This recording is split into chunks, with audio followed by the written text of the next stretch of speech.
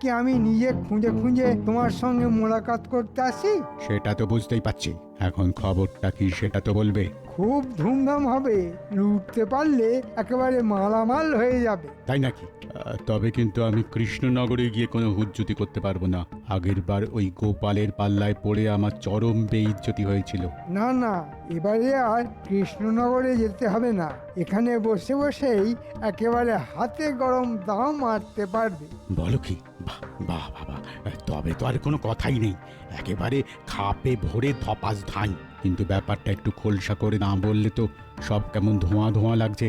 সব ধোঁয়া কেটে যাবে, তবে তার আগে লাভের গুড় কেমন কি এই পাতে পড়বে সেটা তো ঠিক করতে হবে। ভাগ বাটোয়ারা নিয়ে কোনো চিন্তা নেই, দাও মারতে পারলে যা পাবো সব আধা আধি হয়ে যাবে। আমার কথার খেলাপ হবে না। এটাই তো চাই। লাফালাফি বন্ধ করে কাজের কথাটা বলো। এই তো বলছি, কানটা আগে আমার মুখের কাছে আনো।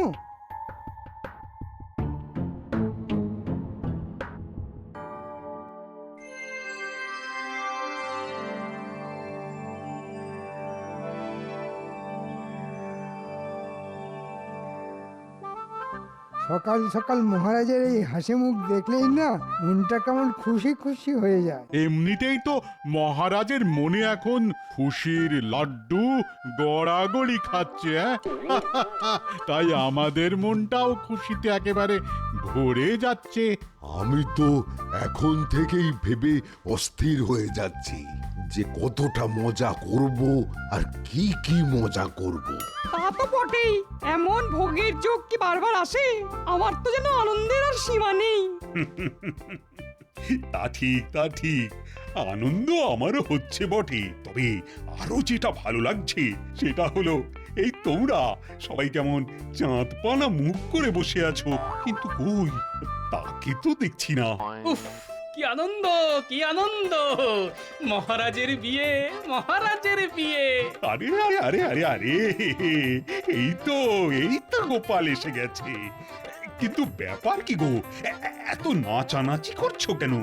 এখন নাচবো না তোর কখন নাচবো মহারাজ? এমন ধুমধাম করে মহারাজের বিয়ে কি আর বারবার দেখতে পাবো? আরে আরে, বিয়ে আবার হবে কেন? এবার তো আমার আর মহারানীর 25 বছরের বিবাহ বার্ষিকী পালন করা হচ্ছে ধুমধাম করে। যাহা বিবাহ তাহাই কি বিবাহ বার্ষিকী? ও গোপাল, বলি আনি তোমার বুদ্ধি।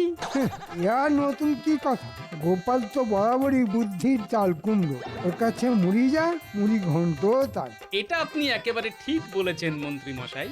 খাওয়ার ব্যাপারে আমি কোনো বাছ বিচার করি না। আমি খেতে পেলে খাই, শুতে পেলে শুই। বেশ বেশ, খাবে খাবে, যত খুশি তত খাবে। আরে খাওয়ারই তো উৎসব, তবে শুয়ে পড়লে কিন্তু হবে না, কেননা শুলেই যে খাওয়াটা একেবারে ফসকে যাবে। তবে শুধু কি খানা পিনা, নাচ গানাও খুব হবে বলে মনে হচ্ছে। আমি তো সেই জন্যই এখন থেকেই শুরু করে দিয়েছি মহারাজ। তাই তাই তাই মহারাজের শ্বশুর বাড়ি যাই, সেখানেতে ভারী মজা, যত খুশি খাই। আহা! কোনো চিন্তা নেই গোপাল, আমি বিশেষ হজমি পাচন বানিয়ে রেখেছি। যত খুশি খাও আর পেটের গন্ডগোলের কথা ভুলে যাও। আর দিলে একটু সব দিক যাতে সামলানো যায় তেমন ব্যবস্থা করে দিন রাজবৈদ্য। মানে খাওয়া থেকে ঘুম কোনোটাতেই যেন সমস্যা না হয়। বেশ বেশ, তাহলে না হয় ওই ঘুম থেকে খাওয়া আর আশা থেকে যাওয়া এই সব সমস্যারই আলাদা আলাদা বড়ির ব্যবস্থা করে দেব। বড়ি হোক আর বড়া, যা আছে সব জড়ো করে ফেলো। হাতে তো আর সময়ও বেশি নেই। কাল বাদে পরশু মহারানী তার বাপের বাড়ি থেকে বধূর সাজে কৃষ্ণনগরে আসবে, সেই ঠিক যেমন এসেছিল 25 বছর আগে। আর আপনিও তবে ওই সেজে বসে থাকবেন বরের সাজে, বেশ হাসি হাসি মুখ করে। থাক, আমাকে আর সাজাতে হবে না। আরে নাও নাও, সবাই তৈরি হয়ে নাও। আরে মহারানীকে আনতে যেতে হবে যে। এই ব্যাপারটা গোপালের ওপরেই ছেড়ে দিন মহারাজ, ওই না হয় কয়েকজনকে নিয়ে মহারানীকে সসম্মানে নিয়ে আসবে, আমি না হয় এদিকের সব আয়োজন সামলাবো। আমি না দেখলে এদিকে তো একেবারে সব ঘেঁটে ঘ হয়ে যাবে। হ্যাঁ হ্যাঁ, এইদিকের আয়োজন তদারকি করার জন্য তো কাউকে না কাউকে তো লাগবেই। বেশ, তবে গোপাল তুমি না হয় ওদিকটা সামলে এসো। যেমন বলবেন মহারাজ, কিন্তু ব্যাপারটার মধ্যে আমি যেন কেমন একটা গন্ধ পাচ্ছি। না না, মন্ত্রী মশাই নিজে কেন আমাকে পাঠানোর ব্যাপারে তদবির করলেন? এবার তো তাহলে একটু ভেবে দেখতেই হচ্ছে। আমার কি এমন মহারানীর মতো কপাল হবে যে পালকিতে চেপে বাপের বাড়ি থেকে স্বামীর ঘরে ফিরবো? হ্যাঁ? আমাকে এইখানে থেকে সারা জীবন পড়ে পড়ে কপাল ঠুকে মরতে হবে। হ্যাঁ, সে যা করতে হবে করো, তবে আমার জামা কাপড় জুতো সব একটু গুছিয়ে রেখো। বয়ে গেছে আমার গুছোতে। যাবে নিজে ফুর্তি করে মহারানীকে পালকিতে চাপিয়ে কৃষ্ণনগরে আনতে, আর তার জন্য আমাকে সব গুছিয়ে দিতে হবে। হ্যাঁ, আরে বাবা, একটু সাজিয়ে গুছিয়ে না দিলে মহারানীর বাড়িতে তোমার বরের মান সম্মান থাকবে গিন্নি? বলি থাকলো না চুরি হয়ে গেল, তাতে আমার ভারী বয়েই গেল। নিজের যা যা লাগবে নিজে বুঝে নেবে, আমি তার জন্য অমন ব্যাগ আর খাটতে পারবো না। হ্যাঁ, না না দাদু, এটা কিন্তু একেবারে ঠিক কথা। তুমি দিদাকে কারণে অকারণে খুব খাটাও। তুমি কিচ্ছু চিন্তা করো না দিদা, আমি তোমার পাশে আছি। তোমার খাটনি আমি মুখ বুজে মেনে নেব না। চলছে না, চলবে না, দিদাকে বেগার খাটানো চলছে না, চলবে না। এই ব্যাপার কি বলতো? হ্যাঁ, আজ তোরা এরকম উল্টো সুরে কথা বলছিস যে? এই ব্যাপারটা কি? তোদের পেট গরম হলো নাকি মাথা গরম? হ্যাঁ, সব সময় দাদু দাদু করলে হবে? দিদাকেও তো মাঝে মাঝে দেখতে হবে নাকি? হ্যাঁ, যদিও আসলে মনে হচ্ছে আমার কাছ থেকে কিছু আদায় করার জন্য ওরা উল্টো প্যাঁচ কষছে। এই কি হলো? সবাই যে একেবারে মুখে কুলু পাটনি। হ্যাঁ, কি আর বলবো, রাজবাড়িতে অত হইচই হচ্ছে, দাদুর কি আর আমাদের কথা মনে পড়ছে? নিজেই তো আনন্দ করছে, আমাদের বুঝি একটু হাসি মজা খাওয়া দাওয়া করতে ইচ্ছে করে না? তাই আমরাও ঠিক করেছি, দাদু যদি আমাদের কথা না ভাবে তবে আমরাও তোমার কাছেই থাকবো, তোমার কথাই ভাববো দিদা। যা ভেবেছি ঠিক তাই। যেমন দাদু, তার নাতি নাতনিও তো তেমনি হবে। হ্যাঁ? উল্টো প্যাচ মেরে ঠিক আদায় করে নেবে। কি হলো? হ্যাঁ, যেই দেখছো ওরা দিদা দিদা করছে, অমনি তুমি মনে মনে বিড়বিড় করতে শুরু করে দিলে। হ্যাঁ, আর সহ্য হচ্ছে না বুঝি? হ্যাঁ, না তেমন কিছু না, তবে ভাবছিলাম ওই মহারানীকে নিয়ে আসতে কচি কাঁচাদেরও সঙ্গে করে নিয়ে যাব। তবে ওরা না চাইলে আর কি করব, ওদের ছাড়াই যাব। আরে আমরা কি যাব না বলেছি একবারও? তুমি তো সব মনে মনেই বানিয়ে নিলে। আমি তো যাওয়ার জন্য একেবারে এক পায়ে খাড়া, তুমি বললেই লাফাতে লাফাতে চলে যাব। এই তো এবারে পথে এসো। তোমরা যে কি চাইছো সেটাকে আমি বুঝিনি ভেবেছো? তবে জলা জঙ্গল খানাখন্দ পেরিয়ে ক্রস ক্রস পথ পেরোতে যে খুব কষ্ট হবে, সেটা কি করে সামলাবি ভেবে দেখেছিস? কি বললি? জলা জঙ্গল? আরে আরে, এটা তো আমার মাথায় ছিল না। ঠিক বলেছিস তো, মহারানীর বাড়ি যেতে আসতে গেলে তো পটাশপুরের জঙ্গল পেরোতে হবে। ওই জঙ্গলেই তো দস্যু সর্দারের ডেরা গো দাদু। ওরে বাবা, আমার তো এখন থেকেই পেটটা কেমন গুড়গুড় করছে। তুই যেন দিনে দিনে কেমন ভীতু হয়ে যাচ্ছিস। দাদু যখন সঙ্গে আছে তখন আবার বিপদ আপদের কি ভয়? দাদু একাই সব সামলে দেবে। না না, এবার যেন আমি একটু বুঝতে পারছি, মন্ত্রী নিজে না গিয়ে আমাকে কেন গিয়ে দিল। তার মানে আমাকে চোখ কান খোলা রাখতে হবে। বলি তবে আর তোদের গিয়ে কাজ নেই, তোরা বরং আমার কাছেই থেকে যা। হ্যাঁ, ও, আর আমার জন্য বুঝি তোমার চিন্তা হয় না গিন্নি? না না, একদম চিন্তা করো না তো দিদা, দাদুকে আমরা একা ছাড়বই না। আমরা সবাই মিলে দাদুর সঙ্গেই থাকবো।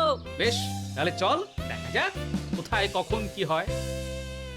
পাক্কা খবর আছে, রাজবাড়ি থেকে রাজার লোকজন দল বেঁধে আসছে মহারানীকে ওর প্রাসাদ থেকে নিয়ে যাবে বলে। তাহলে আমাদের কি করতে হবে সর্দার? আমরা কি ওদের নজরে নজরে রাখবো আসা যাওয়ার পথে? হ্যাঁ, তোর বোকা, শুধু নজর রাখলে আমাদের ট্যাঙ্ক ভরবে কি করে?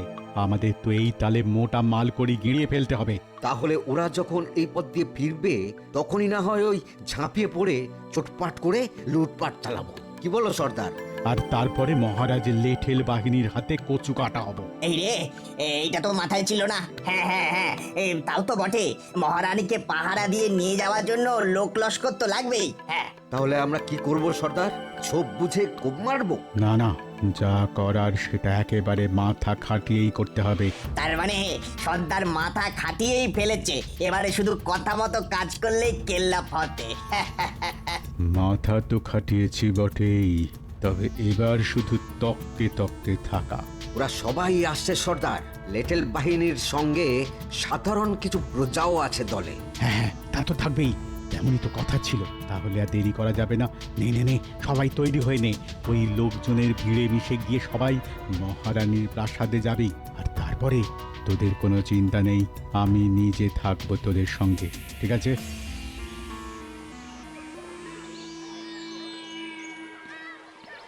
এই জঙ্গলটা পেরিয়ে যেতে পারলেই মহারানীর প্রাসাদে পৌঁছে যাব। পৌঁছে যাবো তো সেই কখন থেকে করছো, তারপর আবার হাঁটছো তো হাঁটছো।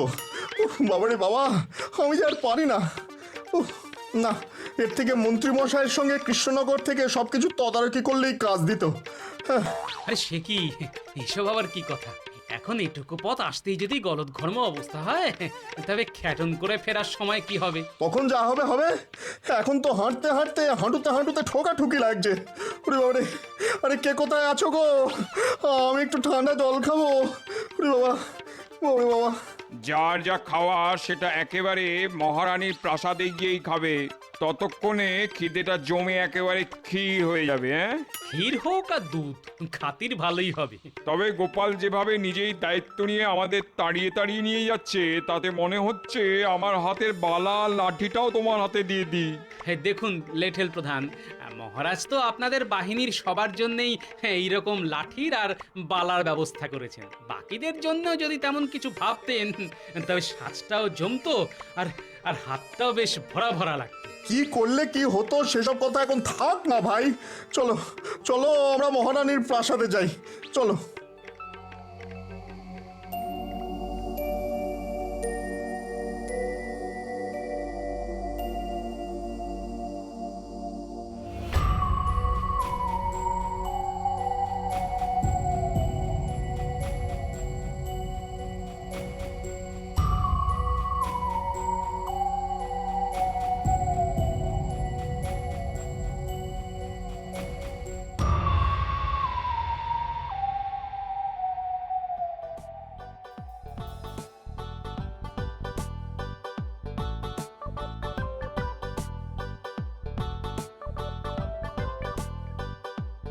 বাবা, খাবার দাবার যা আসছে সেসব তো সাবার করার আগে আবার চলে আসছে। খাবো কি, দেখেই তো পেট আইঢাই করছে। না না, আমি কষ্ট করে হলেও ঠিক খেয়ে নেবো। খাবার জিনিসে না বললে ঠাকুর রাগ করেন। হ্যাঁ, তবে আর কি, টক ঝাল মিষ্টি গুনে গুনে দু চারটি নয়, একেবারে বেশটি করে খান। সবাইকে তো খেতে বলছো, কিন্তু তুমি খাবে না দাদু? আমরা কিন্তু পেট ভরে খেয়েছি, আমার পেটে আর একটুও জায়গা নেই। আমার তো পেট এমনিতেই ফুলের জয় ঢাক হয়ে গেছে। এবার ভাবছি একটু ভেবে ভেবে খাবো, বুঝলি? তবে দাদু, তুমি কিন্তু একটু দেখে শুনে খেও। চাপ করে খেলে ঝপ করে শরীর খারাপ হয়ে যেতে পারে কিন্তু। না, বয়সে কাঁচা হলেও বুদ্ধিতে বেশ পাকা হয়ে গেছিস দেখছি। বুদ্ধি আমারও কিছু কম নেই। আমিও জানি খাওয়া দাওয়ার পরে একটু হাঁটাহাঁটি করলে পেটের চাপ বাপ বাপ বলে পালায়। হ্যাঁ, এটা বেশ ভালো বলেছিস তো। চল হেঁটে হেঁটে এক চক্কর কেটে আসি, আশপাশটা দেখাও হবে আর হাঁসফাঁস ভাবটাও কেটে যাবে।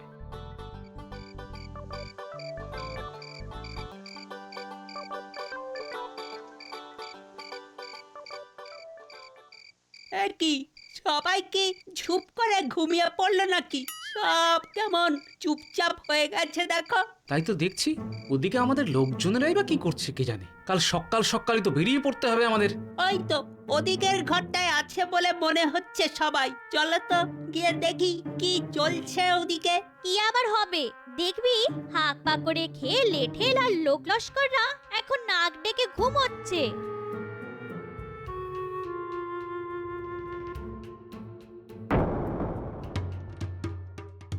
আরে আরে, ঘুম কোথায়? এরা তো ধুমধাম করে খাওয়া দাওয়া করছে। আমার যে একটা খটকা লাগছে। সে কি গো গোপাল দাদু, খটকাটা আবার কি? সেটার জন্য যে তোদের একটু নজরদারি করতে হবে। ওই দেখো দাদু, একজন আবার খাবার কোথাও সাবার করার মতলব করছে। সেটাই তো দেখছি। না না, আর দেরি করলে হবে না, তোরা ওর উপর নজর রাখ। আমি ততক্ষণ আমার মতো করে ঘুঁটি সাজাই।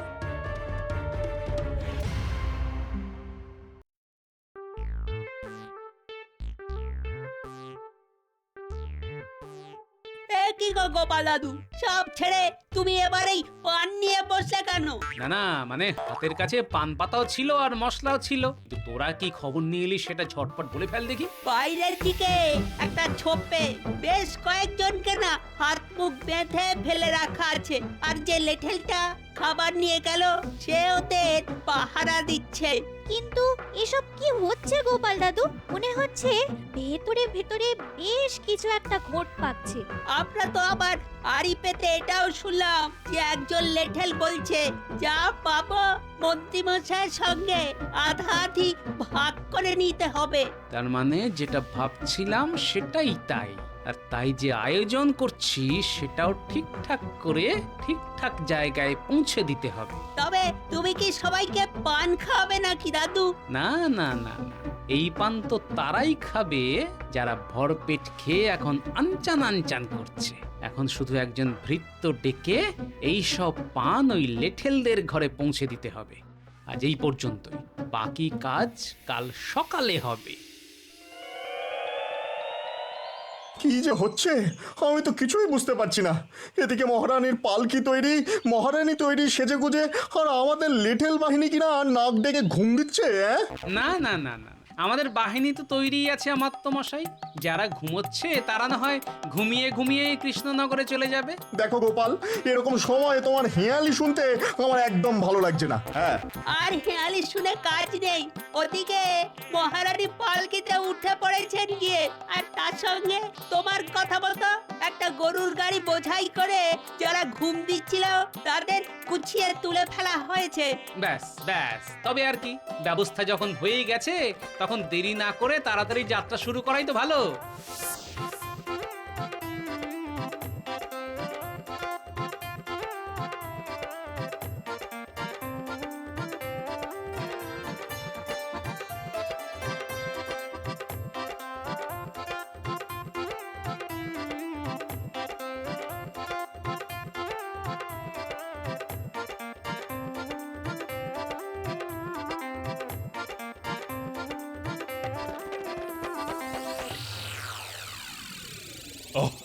তাহলে গোপাল, ঠিক ভালোই ভালোই সব কাজ গুছিয়ে সবাইকে নিয়ে ফিরে এসেছো। সে তো ফিরতেই হতো, নাহলে গোপালকে আর আপনার সামনে মুখ দেখাতে পারতো মহারাজ? না না, বলছি পথে কোনো বিপদ আপদ হয়নি তো? আর সেখানেও ব্যবস্থা সব ঠিকঠাক ছিল তো? আগে মহারাজ, হয়নি বটে, তবে বিপদ যাতে হয় তার জন্য তো সব রকম ব্যবস্থাই করা ছিল। তবে গোপালের বুদ্ধির জোরে সব বিপদ কেটে আমরা ঠিক হেঁটে হেঁটে ফিরে এলাম। সে কি? কিসের বিপদ? কেমন বিপদ? না না না না না, তোমরা আমাকে সবটা খুলে বলবে তো নাকি? খোলাখুলির আর কি আছে মহারাজ? এই তো দেখুন না মহারাজ, যা আনার সব তো একেবারে বেঁধেই এনেছি। আরে আরে আরে, এরা কারা? এ তো মনে হচ্ছে দস্যু সর্দার। আহ, একে আবার কোথা থেকে আমদানি করলে? বুঝুন তাহলে মহারাজ, গোপালকে একটা কাজ করতে বললে ও আর একটা কাজ করে বসবে। ওহ, কোনো কাজ করতে বললে যে একটু নিশ্চিন্ত হবেন তার উপায় আছে? না না না না না, মনে হচ্ছে এরাই গোলমাল পাকানোর মতলব করেছিল। না না, তেমন কিছু নয়, শুধু মহারানীর সঙ্গে নিয়ে আসা অলংকার আর মূল্যবান জিনিসপত্র লুট করার মতলব করেছিল। বলো কি? সে কি কাণ্ড! আর সেটা গোপাল আগে ভাগে বুঝে গিয়েই ওদের উপকাত করেছে। রাস্তায় আস্তে আস্তে আমাকে সব গল্প বলেছে। সে তো বুঝতেই পারছি, কিন্তু কিভাবে? ওরা আগে সাধারণ প্রজা সেজে আমাদের দলে ঢুকে গিয়ে পরে লেঠেলদের বেঁধে এক জায়গায় জড়ো করে, তারপরে লেঠেল সেজে ফেরার পথে আমাদের লুট করার মতলব করেছিল। সেসব কথা কি ওরা তোমার কানে কানে বলেছিল নাকি? গুল গল্প দেওয়ার জায়গা পাওনি? গল্পটা যে কি সেটা তো বাচ্চারা তককে তককে থেকে আমাকে ঠিক সময় বলেছিল। তার আগে অবশ্য রাতে প্রাসাদে যখন আমি ওদের লেঠেলের পোশাকে দেখি তখনই আমার সন্দেহ হয়, কারণ ওরা হাতের বালাগুলো পরতে ভুলে গেছিল, আর তাই দেখি আমার সন্দেহ হয়। তারপরে তুমি কি করে এদের পাকড়ালে গোপাল? সে তো আপনারই বড়ির গুণে রাজবৈদ্য। আপনি আর সব বড়ির সঙ্গে যে ঘুম পাড়ানোর বড়ি দিয়েছিলেন সেটাই গুঁড়ো করে পানের মধ্যে মিশিয়ে খাইয়ে দিতেই সব একেবারে ঘুমিয়ে কাদা হয়ে গেল।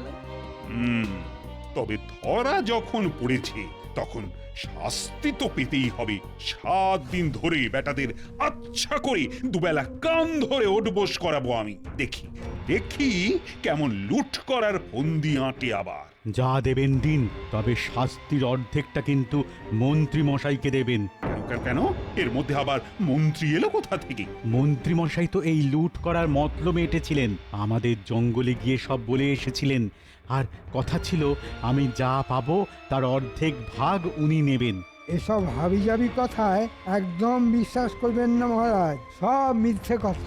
কথা যখন হয়েছে তখন মিথ্যে হোক বা সত্যি, শাস্তি তো ভাগ করে নিতেই হবে মন্ত্রী মশাই। ছি ছি ছি ছি মন্ত্রী, তোমার পেটে পেটে কিনা এই মতলব ছিল? না না না না, তোমাকেও শাস্তির ভাগ পেতে হবে, কোনো ছাড়াছাড়ি নেই। এবারের মধ্যে ছেড়ে দিন মহারাজ, এমন আর কোনোদিন হবে না। আমি এই নাক মুলছি, কান মুলছি মহারাজ, আর কোনোদিন হবে না। যত যাই করো না কেন আমি কোনো কথা শুনছি না। তবে আমার বিবাহ বার্ষিকী যাতে মাঠে মারা না যায় তার জন্য গোপাল যা করেছে তার সত্যি